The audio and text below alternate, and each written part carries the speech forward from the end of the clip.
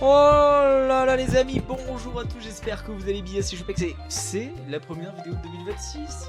Bonne année hein. J'espère que vous avez passé un joyeux Noël, que vous avez été gâtés, que vous avez pris des bonnes résolutions pour cette nouvelle année. Cette année ne va pas changer grand chose, on va continuer à se retrouver vous et moi unis par cette passion de One Piece. Et aujourd'hui bien sûr le chapitre 1171. J'ai pas pu réagir ni faire d'analyse du 1170 tout simplement parce que j'étais avec une partie de ma famille que je vois très peu et j'avais pas du tout les moyens de faire la réaction ou quoi. Mais c'était un top chapitre que j'ai lu et donc on va reprendre juste après. De toute manière vous avez plein d'autres créateurs qui font des super vidéos et qui sont même bien plus connus que moi.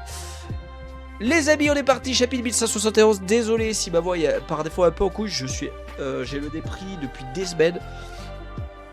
J'ai eu un gigarume mais le nez alors ça veut pas me lâcher. Alors qu'est-ce qu'on a? Une requête de Uranekoko, un chat mais un serre-tête en forme d'oreille de chat à Zoro. Et il est K. Ok, encore une fois merci à Bangaboy pour la traduction. Et puis on est parti les amis. Si Harald avait quitté le château dans cet état. Oh bah attends mais il est défoncé Gaban. Fait du combat acharné au château d'Ols. Donc on est encore dans le flashback. Est-ce qu'on va en sortir ou pas?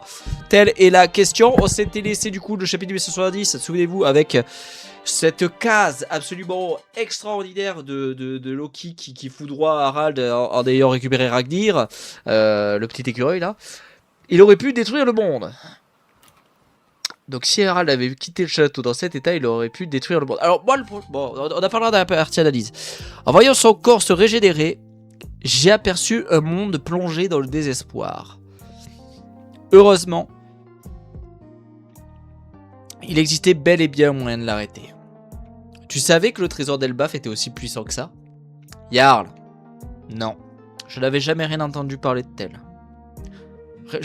Non, je n'avais jamais rien entendu de tel, pardon, pas parler. Quand je pense à ce qui aurait pu arriver si Loki n'était pas intervenu, j'en ai des frissons. Ah, du coup, il a l'épée dans le pif, dans la tête. Si je rejoins les chevaliers d'Ibin, l'aube se lèvera enfin sur Elbaf. Allez, Jean de Nika, l'aube, qui se lève sur le monde. Tu peux obtenir tout ce que tu désires ici. Tu as vécu dans la pauvreté pendant longtemps, je te plains. Ces êtres inférieurs ne sont pas humains, tu ferais mieux d'oublier le monde d'en bas. Shanks, hé Shanks, arrête, arrête Shanks. Oh, c'est vraiment une mauvaise habitude chez toi. Arrête de maudire ta propre naissance. Pourquoi a-t-il fallu qu'Harald meure? Son cœur à lui était tellement pur. Si seulement j'avais agi plus tôt. Ce n'est pas de ta faute. Tu as forcément un rôle à jouer, Shanks. Toute vie a un sens, alors tiens bon. Waouh.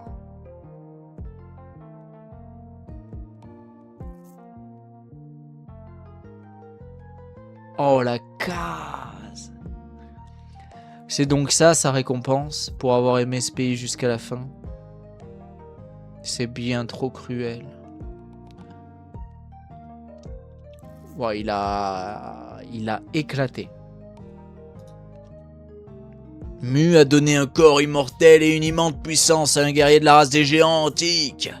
Il était bien plus qu'un monstre, et pourtant il s'est fait tuer. Qui a fait ça? Quel genre d'entité se trouve à Elbaf? En voyant quelques enquêteurs enquêter l'abysse, Harald se trouve toujours là-bas.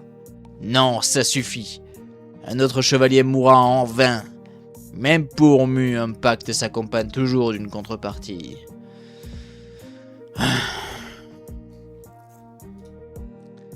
Harald était une anomalie. Il voulait tisser des liens avec les autres races et les autres nations, quitte à s'humilier face à elles. Les géants ont la guerre dans le sang. C'est dans leur nature profonde. Les faire entrer au gouvernement serait du suicide. Ils nous détruiraient de l'intérieur. Le roi d'Elbaf, un géant antique qui accepte de pactiser avec Mu, on ne pouvait pas rêver mieux. Pour Elbaf, c'était un roi qui n'aurait jamais dû exister. Et voilà le résultat. L'histoire ne ment jamais. Nous sommes incompatibles. Et surtout, n'oubliez pas, Elbaf est lié au Di. Oh la dinguerie, putain la dinguerie. Oh j'ai pas les mots frère. quel flashback de fou! Loki, le pays tout entier va sombrer dans le chaos. Écoute-moi bien, le vieux, je vais prendre la mer et j'emmène tous les soldats qui ont survécu avec moi. Et le rêve de ton père. Raconte au peuple d'Elbaf ce qui s'est passé dans le château, sans rien cacher. Impossible que je raconte un truc pareil. Alors écoutez-moi bien. Ce qui s'est passé aujourd'hui ne doit être raconté à personne. Mais tu as conscience de qui sera accusé si on ne dit rien? J'ai l'habitude. On va vraiment devenir roi et reprendre l'idéologie de mon père? Par contre, porter un autre idéal, ça je peux le faire. Avec ce pouvoir, je vais venger mon père et les soldats. N'y pense même pas, Loki. Le gouvernement mondial est une organisation colossale. Ce ne sera pas aussi simple que tu le crois. Il y a urgence, c'est terrible! Le château d'Holst est attaqué! Votre Majesté! On est sorti du... On sort du flashback, les gars. Incroyable. Et moi, j'ai fini par prendre la mer. Ajourdine, quand toi et ton équipage êtes revenus sur l'île, la légende de Loki le parricide était sans doute déjà parfaitement établie. Il faut dire que j'ai tout fait pour rendre cette accusation crédible. Mais je ne suis pas assez taré pour me réjouir de la mort de mon père. Et je ne voulais juste pas qu'on redit tout ce que mon père était à cause de cette fin tragique. Et pourtant, je me demande si je n'aurais pas dû tout révéler au peuple. Tout est vrai, Ajourdine. Tu comprends maintenant? J'aurais préféré ne jamais avoir à penser à cette histoire. Le Seigneur Jarl. Je comprends maintenant pourquoi il s'est obstiné à empêcher ton exécution et à te protéger sans relâche. En clair, mon père a préféré mourir plutôt que de se laisser manipuler par ce gouvernement. Il est donc l'ennemi d'Elbaf. Depuis tout ce temps. Qu'ont-ils bien pu faire à mon père? Oui, les chevaliers divins sont au cœur de ce qui est arrivé à Harald. Le problème, c'est que Loki ignore encore ce qui est réellement arrivé à Harald en Terre Sainte. S'il le faut, je suis prêt à tout raconter. Ce n'est pas nécessaire pour l'instant, monsieur Ya. Nous n'avons pas besoin de raison pour protéger le pays. Oh là là là là là là, je redis qu'il libère son frère, let's go! Un peu d'amour, s'il vous plaît, pour Loki! Loki, je te rejoins sur ce que tu ressens pour notre père. Et je suis désolé. En ça, je m'excuse. Nous allons combattre ensemble pour Elbaf. Ouais! Content pour toi, mon Luffy! Tu m'avais manqué, mon Luffy! Content pour toi, Loki! On est prêt à se battre! Raoult. Luffy. Est-ce que Luffy... Ah, c'est sûr que Luffy l'avait senti que Loki c'était un full bon qui cachait des trucs comme ça, c'était sûr. C'est ça. C'est ça qui se déchaîne là-haut. Il y en a plein d'autres comme ça. Mais d'où il sort celui-là? C'est un drogueur. C'est impossible que truc pareil existe. C'est parfait pour s'échauffer. Partez devant les gars, moi je peux voler. Et c'est quoi ce truc? Qu'est-ce qui se passe là-haut? Dépêche-toi, Ajourdine. Hé, Loki! On t'a traité comme un monstre capable de tuer son père, alors on te présente tous nos excuses. Mais ça s'arrête là. Tes autres crimes restent impardonnables. Oh mais ferme-la et fonce, j'en ai rien à foutre de ce que tu penses. Oh, c'est le top, je peux bouger, je suis libre. Avec Luffy qui est là, chi. Il est bon, il est trop content. Oh. Hey Doc, c'est gentil de t'occuper de moi, mais je m'inquiète surtout pour mon fils. Bien sûr. Fais attention, Sanji. Compris, mais t'étais pas censé rester ici, toi. Qu'est-ce que tu fais là, toi? Chi, j'ai envie de te voir te battre. Bon d'accord, montrons-lui de quoi on est capable. Ragnir!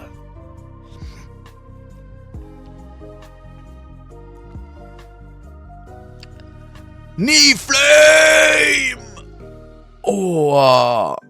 Les kanji signifient monde originel. Ah ouais, même Loki, il est... Hein? Une frappe glaciale. Une frappe glaciale?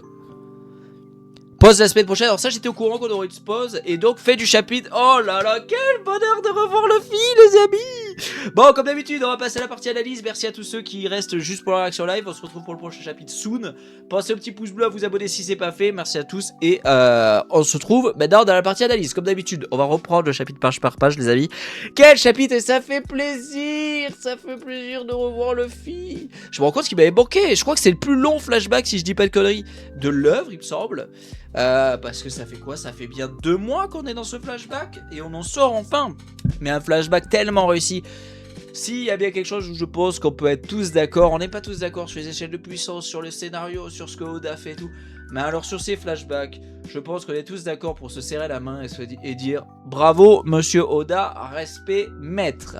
Bon les amis, ce chapitre s'ouvre sur la suite directe de la fin du combat et de la confrontation entre Loki et Harald. On voit le château qui est ce qui en résulte, c'est-à-dire le château d'Ols délabré, beaucoup de géants décédés et des innocents blessés. On voit un Jarl avec du coup sans l'épée dans son casque. On retrouve Gaban blessé, Shanks blessé, et bien sûr on voit un peu de comment dire, un petit peu Oda met en place de quoi psychologiquement arriver à suivre Shanks. On voit que Shanks, quand il est jeune comme ça, était beaucoup plus comment dire, très clairement il fait un truc, tu vois.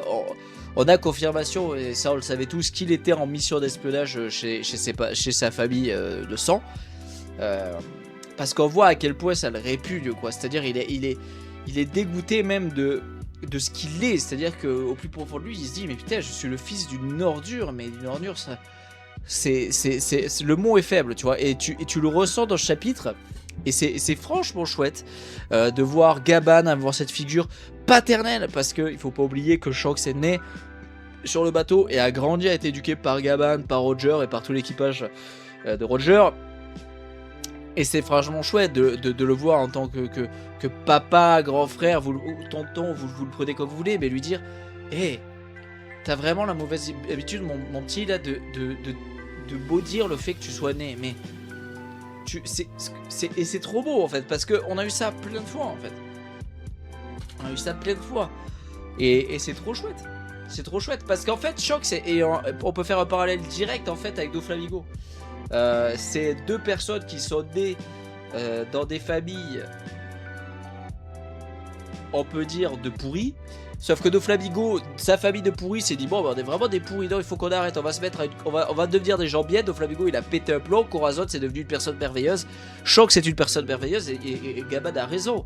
Arrête de te vouloir d'être né de soi, parce que tu auras ton rôle à jouer, et le rôle qu'il a eu à jouer est immense quand on sait ce qu'il a fait, le fait qu'il ait sacrifié, qu'il ait sauvé Luffy, qu'il ait livré et réussi à réunir le Nika Nobi et l'utilisateur qu'il lui fallait, parce que eh ben, il faut être quelqu'un d'assez fou tout de même pour arriver à éveiller ce fruit, et c'est génial. Moi j'adore ça. Dans la même page, on a le corps d'Harald qui est c'est hallucinant. Les cases, je trouve, ont pris vraiment en maturité dans ce flashback de la part d'Oda, c'est-à-dire qu'on a du sang, on a des cadavres, beaucoup de gens se plaignaient, et combien de fois ça me saoulait les gens qui disent ouais mais dans One Piece il n'y a pas de mort, alors qu'on a vu des guerres où il y a plein de morts. C'est juste que Oda dessine pas des cadavres partout, mais Marineford il y a des centaines voire des milliers de morts.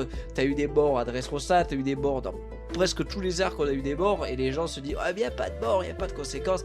Bon ben je trouve que là c'est graphiquement beaucoup plus apparent, et quand on voit que Loki a recouvert le haut de ce qui reste de son père, parce que quand on voit la mare de sang et qu'on se souvient de la case où il lui porte son coup, on peut imaginer qu'il reste pas grand chose d'assez agréable à voir, et c'est terrible, quoi. On se rend compte que Loki, du début à la fin, il a une vie de merde, mais vraiment il a une vie de merde.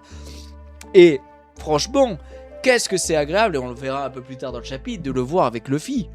Et j'ai juste une envie, je suis désolé, que Luffy égaye sa vie. Mais le problème, c'est que j'ai pas envie de me hyper à me dire Loki Mugiwara, parce que moi je voulais Carotte, je voyais un sens à ce qu'elle devienne Mugi. Elle est pas devenue Mugi. Ou Yamato, je pensais qu'elle devenait Mugi, elle est pas devenue Mugi.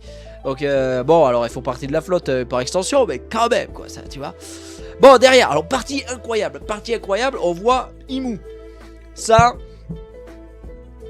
c'est vraiment chouette. Pourquoi ? parce qu'elle apporte plusieurs trucs importants pour le lore. Premièrement, le fait que la race des guerriers antiques, des géants antiques, plus combinée à son pouvoir, elle ne s'attendait pas à ce qu'un tel monstre puisse se faire tuer. Donc, ce qui est drôle, c'est qu'elle se dit, j'apporte tellement... Les géants antiques, pour Imu, avec la connaissance qu'elle a, elle ne sait pas ce qui a pu le tuer. Donc, Imu n'a pas une omniscience dans l'univers de One Piece. Elle n'est pas au courant de tout.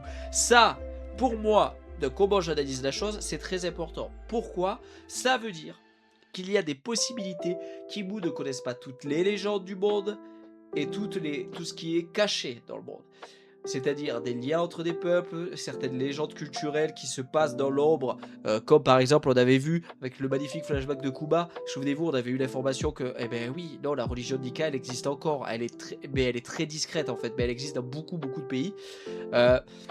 Donc, alors qu'en réalité, quand on voit comment Imu réagit à Nika, on peut supposer qu'elle aurait voulu éteindre cette religion complètement. Donc ce qui est très intéressant, c'est qu'elle pose même la question quel genre d'entité, c'est-à-dire qu'elle dit même pas quelle personne a pu faire ça, quelle femme, quel homme, quel géant, quel géant antique, quel long bras, tu vois, elle se demande pas, non, elle dit c'est une entité. Et ce qui est rigolo, c'est qu'on avait vu dans le chapitre dernier que déjà Loki est un géant antique qui est né, on ne sait pas pourquoi, avec des yeux particulier. Est-ce que ça aura une importance ou pas dans le futur? C'est à voir. Mais ce qui est sûr, c'est que Ragnir, on a vu que c'est un marteau particulier parce que c'est soit un écureuil qui a mangé le fruit du marteau, soit un marteau qui a mangé le fruit de l'écureuil. Donc, à voir ce qu'il en est. J'ai hâte qu'on nous build l'explication de qui est Ragnir. Est-ce que Ragnir, comme on sait que c'est un trésor qui est cédé de génération en génération, tout comme le fruit qui a été cédé à Loki, parce qu'en fait c'est ça aussi qu'on oublie, c'est que Loki a bouffé un fruit et que on sait toujours pas ce que c'est, et que j'ai hâte de savoir ce que c'est, parce que aussi l'entité qu'est Loki quand il active son fruit, ou il éveille son fruit, je sais pas où il en est, on ne peut pas savoir dans la maîtrise de son fruit, c'est peut-être une entité aussi légendaire que Nika. Je l'ai dit plein de fois, je ne pense pas que ce soit le cas là, et j'ai dit plein de fois que je ne verrais pas pourquoi ça serait impossible qu'il y ait d'autres fruits dits divins.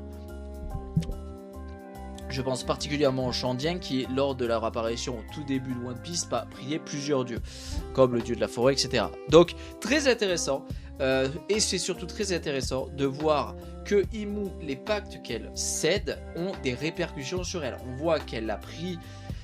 Je ne sais pas si elle a pris des dégâts, mais ou tout du moins elle souffle et elle précise que bon, ça suffit quoi. Là, il faut plus aller parce que les doyens disent bon, ben, on a qu'à envoyer quelqu'un enquêter par la Bizarrade, et Imu dit non, ça stoppe, on arrête. Parce que là, si je renvoie le chevalier, il va mourir en vain. J'ai compris, j'ai senti la puissance de l'entité qui est là-bas. Ça servira à rien.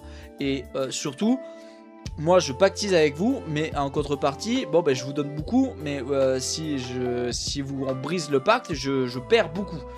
Donc c'est assez intéressant à savoir qu'est-ce qu'elle perd. Est-ce qu'elle perd de la puissance? Est-ce qu'elle perd de la vitalité, tu vois? C'est assez intéressant, j'ai hâte de... C'est ouf de se dire que Imu n'est toujours pas dévoilé, j'ai hâte de voir ça, parce que on est quand même sur... Après là on est sur la fin, c'est-à-dire que théoriquement on a plus tant que ça de personnages qui nous restent à découvrir quoi. À part quelques secrets sur Barbe Noire qui sont très importants de pourquoi il ne dort jamais, pourquoi il a pu manger plusieurs fruits, Imu, quel est son fruit, quels sont ses pouvoirs, qui est-ce, Loki, quel fruit il a pris, et le siècle oublié. On n'a pas vraiment finalement encore de... Il ne reste pas grand chose finalement à voir. Donc la fin de One Piece approche les amis. Intéressant aussi tout ce passage avec Imu, du coup on est dans la continuité où elle parle d'Harald, du fait que c'était quand même parmi son espèce et sa race une énorme anomalie, parce que c'est un fait, les géants ont dans le sang, c'est une nature profonde, le fait d'aimer guerroyer. Alors c'est très intéressant parce que aimer guerroyer n'empêche pas de vouloir faire la paix. Je pense que les deux peuvent vivre ensemble. Tu as le droit d'aimer... je veux dire, tu vois, par exemple, tu peux vouloir la paix tout en acceptant pour le plaisir, tu vois, de faire dans ta culture des arrêts de combat, tu vois, tu te donnes pas la mort, mais comme ça tu peux combattre, tu peux guerroyer, tu peux t'entraîner, tu vois, tu peux rester un pays fort, tu vois ce que je veux dire. Donc c'est assez intéressant, parce que en plus de ça, il y a un petit côté où je suis pas d'accord avec Ibu. Pourquoi? Mais parce qu'il faut vraiment le tourner dans un sens pour que ça soit le cas. Mais dire que telle race ou telle entité ou telle personne ou telle ethnie a dans le sang en fait tu fais fait une généralisation, quoi, tu vois. Tous les gens ne sont pas comme ça. Par contre, effectivement, une grande partie l'est. Harald est une anomalie. Et sûrement que ce qui serait beau, c'est qu'il ait réussi à changer cela tant soit peu grâce à l'école et à tout ce qu'il a construit et à tout ce qu'il va laisser derrière lui après sa mort. Donc c'est vraiment cool. Derrière, on voit que Mou estimait beaucoup le fait d'avoir pu pactiser avec lui. Elle dit qu'elle n'aurait pas pu rêver mieux. Mais que malheureusement pour elle, c'était elle ne pouvait pas rêver mieux, mais pour le pays que lui dirigeait, ben ça c'était pas fou. Pourquoi? Parce que le résultat c'est que ça fonctionne pas. Il était trop obnubilé par ses délires et du coup ça va plus le faire. Et derrière, Oda s'amuse à nous lâcher Ibu qui encore une fois nous dit que Elbaf est lié au Di. Donc quand il fait ça, il sait très bien ce qu'il fait parce qu'on va s'interroger pourquoi Elbaf est lié au Di. Est-ce que les Di de base c'était les géants? Est-ce que Bacha, bidule, truc? Je ne sais pas, moi vous le savez, je ne fais pas de théorie farfelue, je déteste ça. J'arrive toujours pas à savoir ce que c'est les Di. Moi, mon hypothèse, et je ne dis pas que c'est une théorie, c'est une hypothèse, c'est, je vous l'ai dit plein de fois, c'est que les Di soient en fait une lettre qui a juste été donnée par les familles qui combattent l'affection d'Ibu au siècle oublié. Un peu une lettre de révolutionnaire pour t'identifier, tout comme on a eu à Wano, souvenez-vous, le tatouage de la lune. Derrière, on revient sur Elbaf, on retrouve donc les survivants du massacre qui parlent entre eux, les quelques soldats, notre bon vieux Jarl, Shanks, Gaban, Loki. Et là, on a toute une discussion sur forcément le rêve d'Harald, qu'est-ce qu'on va faire, comment on le dit au peuple, qu'est-ce qu'on raconte, qu'est-ce qu'on fait, qui fait quoi. Et on a tout simplement le moment où Loki dit que non, il ne veut pas que ça soit raconté au peuple. Il, lui, ne se voit vraiment pas reprendre l'idéologie de son père parce qu'il est, et c'est vrai, il a vécu jusqu'à présent en faisant toujours tout l'inverse. Il a brûlé le village d'alcool pour venger sa maman, enfin venger sa belle maman. Il est beaucoup dans en fait c'est un mec plein d'émotions, Loki. Donc si tu veux, il réagit tout le temps avec ses émotions. Et je pense d'ailleurs que Loki, une fois qu'il se... Maintenant, j'espère juste qu'il sera heureux, parce que je pense que Loki heureux, ça doit être génial à voir, tu vois. Loki qui fait la fête, qui s'amuse, qui a des copains, tu vois. Mais c'est cool, par contre, de le voir dire, bon ben voilà, l'idéologie de mon père, moi, je peux pas la continuer. Je peux pas. Je représente pour le pays trop de bourbiers, trop de conneries. Par contre, je peux porter un autre idéal. Ça, je peux le faire. Du coup, est-ce qu'il parle de l'idéal de Québec, tu vois, vu qu'on sait qu'il avait une forme d'admiration pour lui? Peut-être. Et derrière, surtout, il dénonce le fait de vouloir venger son père et les soldats avec son nouveau pouvoir. Et c'est vraiment chouette. Malheureusement, il faut pas oublier, et je trouve ça vraiment top, ce petit passage avec Jarl qui lui rappelle que, attention, l'organisation qui est le gouvernement mondial, c'est une organisation immense qui comporte beaucoup de sections, qui comporte une armée à part entière avec des... C'est vrai, la marine, je suis d'accord avec vous, il y a des soldats de base, pas plus ou moins forts, il y a des colonels, des sergents, il y a plein de grades, et ils sont tous, par rapport à Loki, dans la majorité moins fort que lui, mais tout de même, les amiraux, je suis désolé, il va falloir arrêter, votre Zumba ne sont pas des personnes ordinaires par rapport à l'univers de One Piece. Les amiraux sont des personnes absolument broken dans leur univers. Effectivement, il y a des gens sûrement plus forts qu'eux, mais c'est pas non plus, ne croyez pas, un amiral dans le verse de One Piece quand il est sur les mers, un Aokiji avec son vélo quand il est sur les mers, sur n'importe quelle mer, même Grand Line. 80% du verse, il le fout droit. Et ça, il faut bien que vous le compreniez. Et quand t'as 3 amiraux, plus l'amiral en chef, plus Kong, qui t'arrive sur la gueule, même Loki avec Ragnar ou quoi, mes couilles. En plus que là, quand il part, il maîtrise pas encore son fruit, il le connaît pas par cœur, parce qu'il vient de l'obtenir. Faut pas croire qu'il peut pas se faire attraper. La preuve, c'est que Shox a réussi à l'arrêter. Et ça, c'est très important. Alors bien sûr qu'à la fin de One Piece, 12 auront une échelle de puissance qui fera que sûrement le fils sera la personne la plus puissante sur Terre. Probablement. Mais Barbe Noire, c'est un monstre. Barbe Blanche était un monstre. On a toujours eu cette pyramide de puissance. Mais c'est pas parce qu'il y a quelques-unes des personnes avec Kaido, tout ça, les empereurs finalement, Yibu, toutes ces... qu'il faut croire que Miwok c'est une fraude, Boa c'est une fraude. Non, c'est des gens qui foudroient la grande majorité du verse en fait. Et ça, c'est très important à pas oublier. Et c'est vraiment chouette de voir Jarl le prévenir. On sort enfin du flashback. Moi, je trouve ça... super, je suis tellement heureux de revoir Luffy après, je crois, 2 mois. Je sais pas pour vous, ça m'a fait un bien fou, honnêtement, de rentrer dans ce flashback parce que, comme je l'ai dit au début de la réaction live, mais Oda est un merveilleux mangaka pour écrire les flashbacks et ça, on ne pourra jamais lui retirer. Mais qu'est-ce qui m'avait manqué de revoir Luffy juste à bout, ça m'a donné une forme de bonheur. C'est notre héros et je sais pas, je viens de me rendre compte qu'il m'avait manqué en fait ce couillon. Bon alors derrière, c'est trop beau parce que voir Ajroudid écouter, être là aux côtés de son grand frère et qui lui dit ben non mais j'ai fait plein de conneries, mais jamais je me serais réjoui d'avoir tué mon père, tu entends ça et bien sûr que comme il dit, il aurait pu le révéler au peuple, tout dire au peuple. Le problème c'est que qu'est-ce qui se serait passé? Et c'est là où Loki, pour moi, est beaucoup plus intelligent qu'on ne peut le penser. C'est que la raison pour laquelle Loki ne dévoile pas, pardon pour le j'ai tapé dans le micro, ne dévoile pas ce qui s'est passé au château d'Holst, c'est parce que s'il le fait, tout ce qu'a accompli son père est anéanti. Le fait de faire que les gens soient que des personnages guerriers, des guerriers anéantis. Parce que vous pensez qu'il se serait passé quoi si Loki avec Jarl à ses côtés sort du château d'Holst et dit au peuple: écoutez-moi, Jarl est mort, j'ai dû tuer mon père. Le gouvernement mondial l'avait corrompu. Vous vous souvenez, il était devenu un chevalier divin au service du gouvernement mondial pour apporter la paix à notre pays. C'est terminé. Mais tous les géants qui aimaient tellement ce roi auraient pris les armes, auraient voulu faire la guerre avec Loki. Et Loki, c'est pas ce qu'il veut. Loki, ce qu'il veut, c'est que cette idéologie que lui ne porte pas en son cœur, parce qu'il trouve que d'une certaine manière son père s'est renié, et je suis d'accord avec Loki, eh bien il ne veut pas tuer dans l'os ce qu'a accompli son père. Et donc c'est merveilleux tout ce passage, parce que c'est super bien écrit, et c'est super chouette. Derrière, c'est super de voir Ajroudin comprendre et lui présenter des excuses, comprendre tout ce qui s'est passé, réaliser tout le bourbier que c'est. Et d'ailleurs, c'est très intéressant de voir que Ajroudin ne fait. C'est-à-dire que, ça y est, mon frère, tu m'as dit ce qui s'est passé.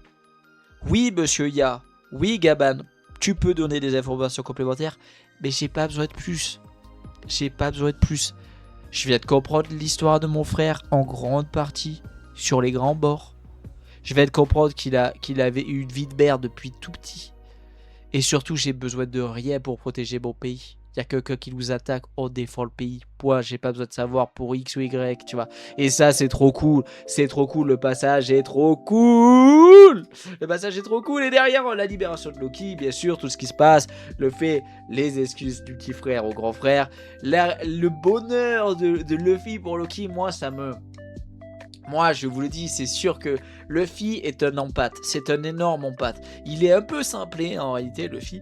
Il y a plein de choses où j'aimerais qu'il soit un peu, par exemple, au niveau relationnel avec les gens, avec les hommes ou les femmes, j'aimerais qu'il soit un peu moins simplé. Mais il est comme il est, on l'aime comme il est. Et au final, c'est tout ce qui fait son charme à ce petit pays.